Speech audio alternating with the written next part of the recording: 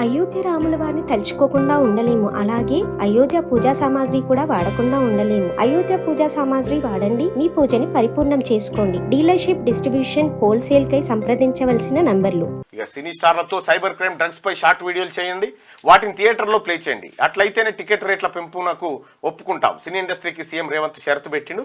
సినీ స్టార్లతో cyber crimes, drugs పై shorts వీడియోలు చేయండి. సామాజిక బాధ్యత ఇక్కడ ఈ చాలా వరకు చాలా మంది చాలా హీరోలు ఇప్పుడు నువ్వు చూసినాం. కంట్రీ డిలేట్ పాలుండే డైరెక్ట్ ఫామ్ టు హోమ్ అని ఒక సినిమా హీరో చెప్పి అది కాదని తేలే. తద్వారా ప్రజల్ని మోసగించేటువంటి ప్రకటనలో పాల్గొనకుండా ప్రజలకు ఉపయోగపడేటువంటి ప్రకటనలో పాల్గొని ప్రజలను చైతన్యపరిచేటువంటి కార్యక్రమాలు చేయడం అనేది సినిమా నటుల బాధ్యతగా గుర్తించాలి. రాష్ట్ర ప్రభుత్వం కూడా అది గుర్తు చేస్తూ మీరు ఆ పనులు చేస్తేనే టికెట్ల రేటు పెంచుకోవడానికి మేము అవకాశం ఇస్తామని చెప్పి రాష్ట్ర ప్రభుత్వం షరతు విధించింది. ఇది ఒక గొప్ప నిర్ణయం, రాష్ట్ర ముఖ్యమంత్రి గారు తీసుకున్నటువంటి నిర్ణయం.